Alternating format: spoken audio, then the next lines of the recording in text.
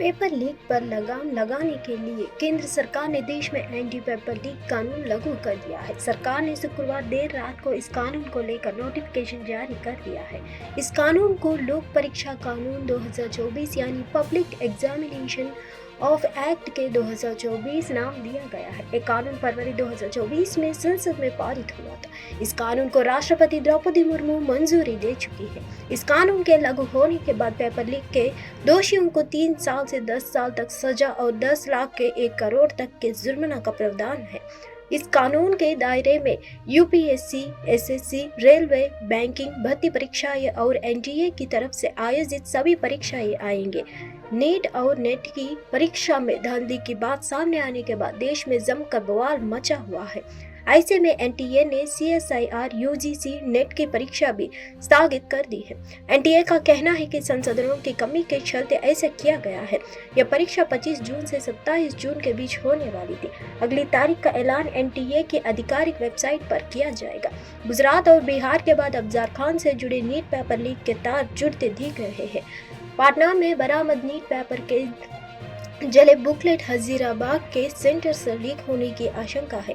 EOU ने जले हुए बुकलेट का मिलान करने के लिए एनटीए से असली प्रश्न पत्र की मांग की है। राजस्थान के जोधपुर में एक विवादित जमीन पर अवैध निर्माण को लेकर दो समुदाय आमने सामने आ गए हैं। इसके बाद दोनों पक्षों में कई घंटों तक ईंट पत्थर चले। इस दौरान एक पक्ष ने दूसरे पक्ष के घरों पर पथराव किया, साथ ही दुकान में आग लगा दी है। मौके पर पहुंची पुलिस ने हालात काबू करने की कोशिश की तो उपद्रवियों ने पुलिस टीम पर पेट्रोल बम से हमला कर दिया है। इसके बाद मौके पर और पुलिस बल बुलाकर हालात कंट्रोल में किया गया। 15 साल पहले हुआ था समझौता बताया जा रहा है। जिस जमीन पर अवैध निर्माण हो रहा था उस जमीन को लेकर 15 साल पहले हिंदू पक्ष और मुस्लिम पक्ष में निर्माण न करने को लेकर समझौता हुआ था, लेकिन पिछले दिनों मुस्लिम पक्ष ने समझौता तोड़कर निर्माण शुरू कर दिया। इसका हिंदू पक्ष ने विरोध किया है। इसके बाद दूसरे समुदाय के लोगों ने ईंट पत्थरों से हमला कर दिया है। पत्थर और ईंटों से पट गई सुरसागर की सड़कें। 15 साल बाद जोधपुर के सुरसागर इलाके में एक बार फिर जमीन के लिए जंग छिड़ गई है। हालात इस कदर बिगड़े कि घंटों तक तो समुदाय के लोगों एक दूसरे पर पत्थर बरसाते रहे। जिसके हाथ में जो आया वो दूसरी तरफ फेंकता रहा। किसी ने ईंट मारी तो किसी ने पत्थर फेंके, किसी ने बोतल को ही अपना हथियार बना लिया। देखते ही देखते सुरसागर इलाके की सड़कें पत्थर और ईंटों से पट गई है। देश के कई राज्यों में मानसून आ चुका है और अलग अलग स्थानों पर जमजम बारिश भी हो रही है। हालांकि कई राज्यों ऐसे हैं जहां पर अभी तक मानसून नहीं पहुंचा है और वहां भीषण गर्मी बढ़ रही है। उत्तर प्रदेश के पश्चिमी हिस्सों, उड़ीसा और पश्चिमी राजस्थान में भीषण गर्मी बढ़ रही है। पिछले 24 घंटों के दौरान देश में सबसे अधिक अधिकतम तापमान 44.6 डिग्री सेल्सियस उराई में दर्ज किया गया है। मौसम विभाग ने बताया कि उत्तरी मध्य प्रदेश, हरियाणा, दिल्ली, पूर्व राजस्थान और गुजरात राज्य के अलग अलग इलाकों में अधिकतम तापमान 40 से लेकर 42 डिग्री सेल्सियस के बीच दर्ज किया गया है।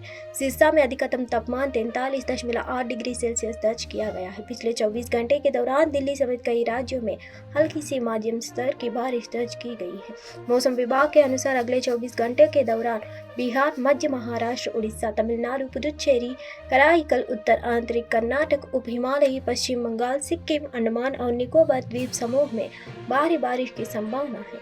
इस दौरान यहां पर 115.5 से लेकर 204.4 मिमी बारिश दर्ज की जा सकती है।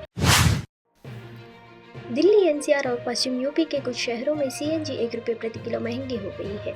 इंद्रप्रस्थ गैस लिमिटेड ने शनिवार सुबह 6 बजे से दाम में वृद्धि की घोषणा की है। इससे पहले 7 मार्च को कंपनी ने 2.5 रुपये प्रति किलो दाम घटाए थे। दिल्ली 74.09 से लेकर 75.09, नोएडा 78.70 से लेकर 79.70, गाजियाबाद 78.70 से लेकर 79.70 हो गया है। महंगाई का असर अब लोगों की रसोई में दिखाई देने लगा है। यहाँ रसोई घरों से सब्जियां गायब होने लगी है।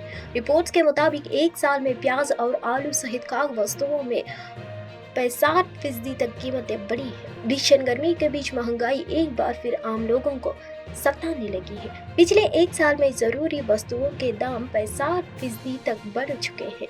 सब्जियों की कीमतें इतनी ज्यादा बढ़ गई है कि अधिकतर रसोई घरों से अब यह गायब होने लगी है। उपभोक्ता मामलों में मंत्रालय के मुताबिक प्याज, आलू और टमाटर की कीमतें सबसे अधिक बढ़ी है। इनके अलावा चावल, दाल और खाने पीने की अन्य वस्तुएं भी महंगी हुई है।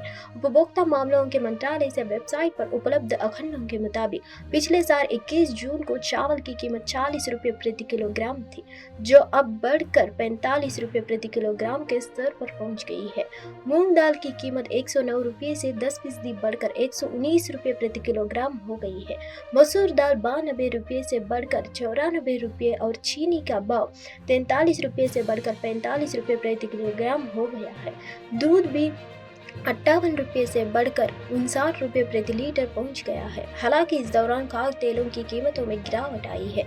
मूंगफली तेल का दाम करीब स्थिर है। सरसों तेल का भाव 142 रुपये से घटकर 139 रुपये लीटर है। सोया तेल 132 से घटकर 124 रुपये लीटर रह गया है।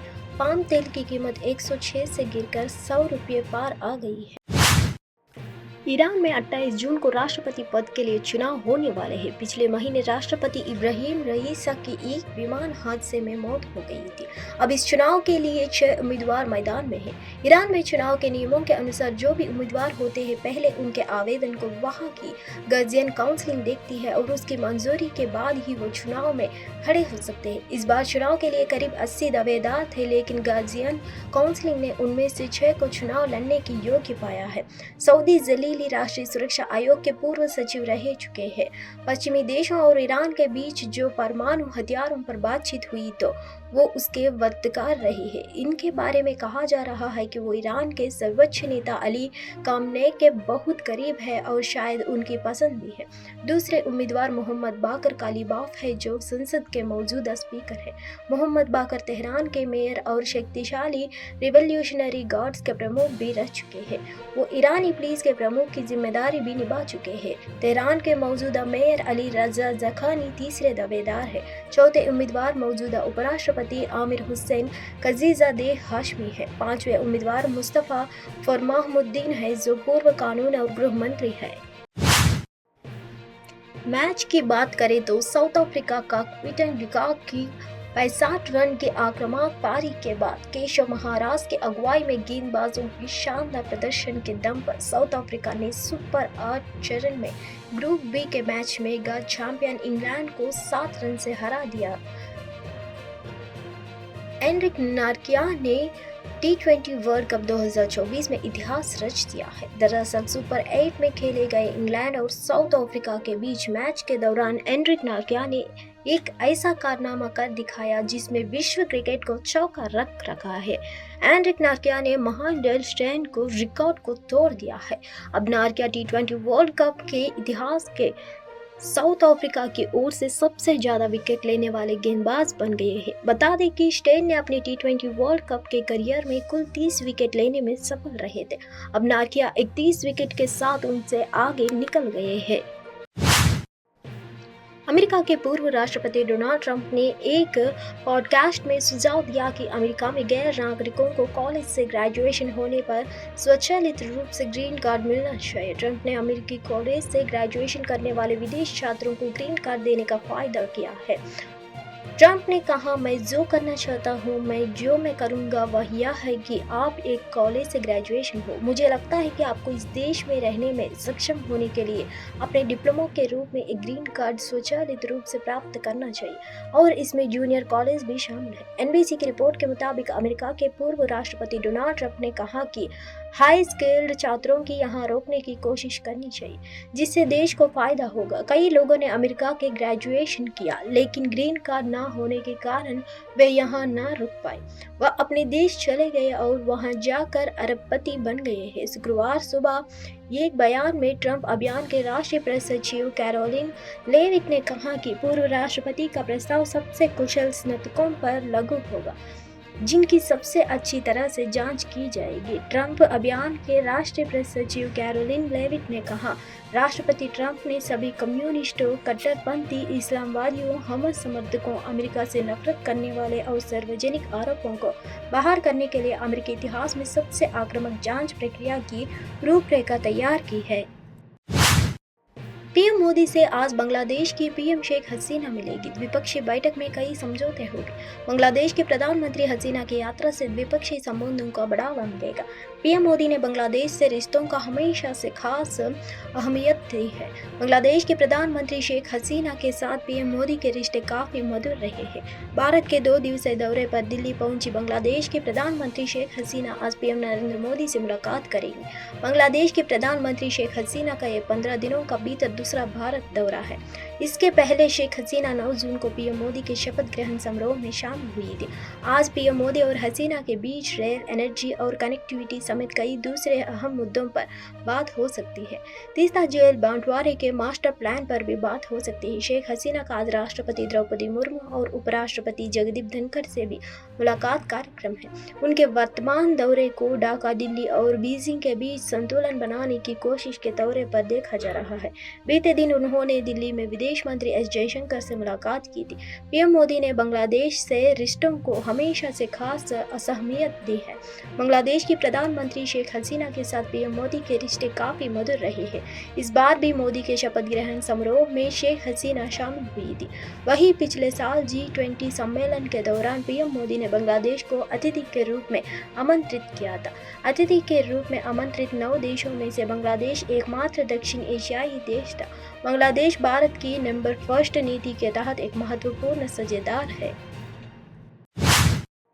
देश में हीट वेव अपनी चरम पर है और खाद्य महंगाई को लेकर एक बार फिर से बहस शुरू हो गई है, जिसका प्रमुख कारण दक्षिण भारत में टमाटर की कीमतें 100 रुपये के पार चले जाना है, जिससे खाद्य महंगाई में और भी इजाफा देखने को मिल सकता है। वैसे महंगाई को लेकर आरबीआई ने 2 हफ्ते पहले ही चेतावनी दे दी थी। महंगाई देश में बड़े मुद्दे के रूप में उभरता जा रहा है। जिस तरह से आलू, प्याज और टमाटर की कीमतों में तेजी दिखने को मिल रही है, आने वाले दिनों में महंगाई के अखंडों में इजाफा देखने को मिल सकता है। वैसे ये महंगाई हीट वेव की वजह से ज्यादा देखने को मिल रही है, जिसमें जल्दी खराब होने वाले खाद्य सामान प्रमुख है। खास बात यह है कि बीते 8 महीने से देश खाद्य महंगाई 8% देखने को मिल रही है, जिसकी वजह से ओवरऑल महंगाई कम होने की स्पीड काफी धीमी पड़ गई है, जिसके संकेत आरबीआई गवर्नर शक्तिकांत दास ने ही दे दिए हैं। आरबीआई एमपीसी के मिनट्स आ गए हैं। आइए समझने की कोशिश करते हैं कि आखिर आरबीआई ने महंगाई को लेकर किस तरह की चेतावनी देश को दी थी। भारतीय रिजर्व बैंक यानी आरबीआई गवर्नर शक्तिकांत दास ने इस महीने की शुरुआत में नीतिगत दर पर फैसले के समय कहा था कि ओवरऑल खुदरा महंगाई में धीमी रफ्तार से गिरावट के लिए खाद्य पदार्थों की बढ़ती कीमतें जिम्मेदार है।